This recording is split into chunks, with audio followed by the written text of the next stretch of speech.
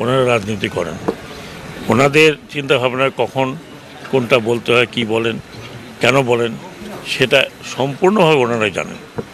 ওনাদের মনের খবর আমি বলতে পারবো না। তো রাজনীতির জায়গায় ওনারা আমি তো যখন প্রধান উপদেষ্টা বলেছেন নিশ্চয়ই একটা সুনির্দিষ্ট রোডম্যাপ হবে, সংস্কারগুলো শেষ হবে, আশা করি সেগুলো আমরা দেখবো, এখনও শেষ হয়নি।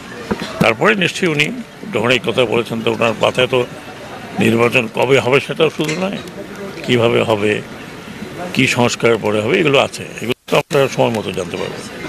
ভারতীয় প্রধানমন্ত্রী তার মতো করে বলেছেন, তো বিশ্ববাসী জানে এই ব্যাপার, এটা কোনো নতুন ব্যাপার নয়। আজকে 52 বছর হয়ে গেছে। হ্যাঁ, এই 16 ডিসেম্বর এবং এই 9 মাসের যুদ্ধ কিন্তু বাংলাদেশের যুদ্ধ। আমি শুধু এটুকু মনে করি যে এটা আমাদের যুদ্ধ, আমাদের প্রাণহানি হয়েছে, আমাদের মা বোনেরা সম্ভ্রমানি হয়েছে, এবং 9 মাস আমাদের দেশ একটা বড় ধরনের বলবো রক্তপাতের মধ্যে ছিল। আমাদের যারা মুক্তিযুদ্ধ করেছেন, প্রাণ দিয়েছেন, শহীদ হয়েছেন, তাদের প্রতি আমরা সবসময় শ্রদ্ধা জানাই।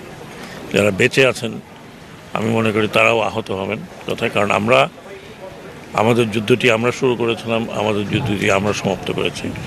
সেখানে সাহায্য সহযোগিতা ডেফিনেটলি ভারতের ছিল, এতে কোনো সন্দেহ নেই। আমরা সেটাও স্মরণ করি এবং সবসময় স্মরণ রাখি একটা ফ্রেন্ডলি কান্ট্রি হিসেবে। এখন ওটা যদি ওনারা অন্যভাবে ইতিহাসে দেখেন সেটা ওনাদের ব্যাপার। আমরা আমাদের ইতিহাসে মনে করি আমাদের এই মুক্তিযুদ্ধ বিশ্বের অন্যতম শ্রেষ্ঠ ঘটনা যা ঘটেছে।